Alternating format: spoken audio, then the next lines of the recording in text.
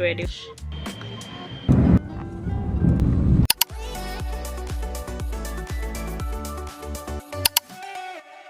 Today is January 1, 2025. So this is the first day of the year. And I'm actually going to get ready to get out. Go to a cafe, do some work stuff, and spend the rest of my afternoon, maybe until night, planning for the rest of my year. I will take you with me, but first let's get ready. I also hope na you would be able to hear me kasi I have my aircon on at the background, but if not, I'll just reduce the noise upon editing. So I use my Color Balm from Colorette as my lip prep, and to be honest, this is just really one of my most fave beauty products kasi super hydrating niya together with their lip oil as well. It's one of my most favorite skincare products. Next is I'm doing some color correcting with the Get Ready With Me's color corrector in the shade medium peach. Color correcting is a must, most especially if I'm just gonna do an everyday look. Plus, if you notice, I also did my nails, the longest that I own. This illuminator from Get Ready With Me. And I honestly haven't tried any illuminator yet, like other illuminators, because it's kind of hard to finish this one for me already. Just blending it out with my brush. So I'm using this Easy Skin Stick. I don't really like to build this up, so I'm just gonna carefully put one layer on my skin. One layer only. Oh my gosh. I was able to put some on my hair. Ganda sana yung ano nito, like the form of this, how it is very much compact. Kailangan talaga ilalagay mo siya in areas na kung saan mo na siya gustong permanent, and then just blend the sides. Ganun lang. Concealer from Lovely Cosmetics.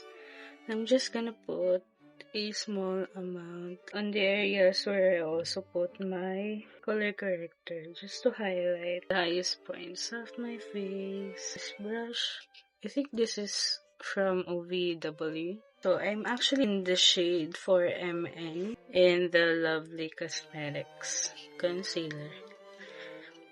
TBH guys, this is one of the concealers na na-impress din talaga ako. Together with Colorette's Second Base Concealer.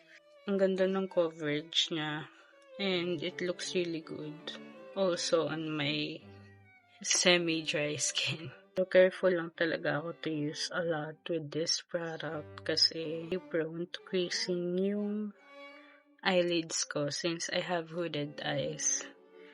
So because of how hooded my eyes is, parang medyo madami siyang folds, and yung folds na yun has already so much fine lines.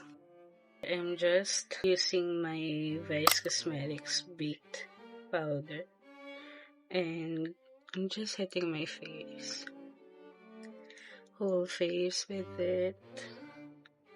And this is how I actually set my base. I set my base first, and then add the bronzer, eyeshadow, and the rest of my makeup.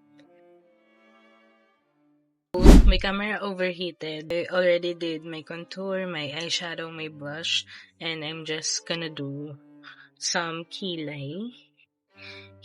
So, using this Brow Bestie, I also put on the Brow Boss na eyebrow gel, and I'm just gonna fill her in.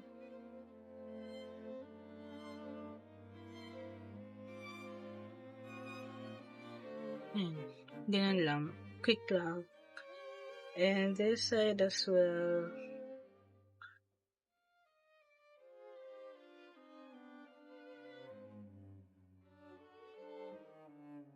Yan. Okay na ako dun. That's how fast I can do my brows. After that, I'm just gonna curl my lashes. Curling my lashes. By the way, I also use this Easy Skin Balm in the shade Saddle for my contour. The Colorette Color Brown Bounce in the shade Vin for my eyelids. And my face is the Blue It All blush in the shade Always Lovely. After that, I'm going to put on my mascara already. Lash Love mascara as well. This is actually really good for everyday, guys.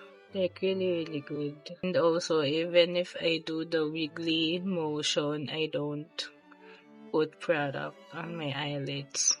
Unlike with other mascaras that I've used. Actually, this is the only mascara I've used na hindi nalalagyan ng product yung eyelids when you put the mascara on your lashes. The length of the wand is just right for our Asian eyes. I've noticed actually na the more you use this, like, the better it gets. Kasi the first time I used this, like, first application that I had, my lashes, like, the formula is kind of wet pa. And the first application was for me the heaviest for my eyes. But now, it's wispier whenever I put this. My lashes gets wispier and the formula is true. So far, that's just my observations. So, see how wispy this looks now. I put the Do It All Always Lovely on my lips, and I'm just gonna set everything with this spray.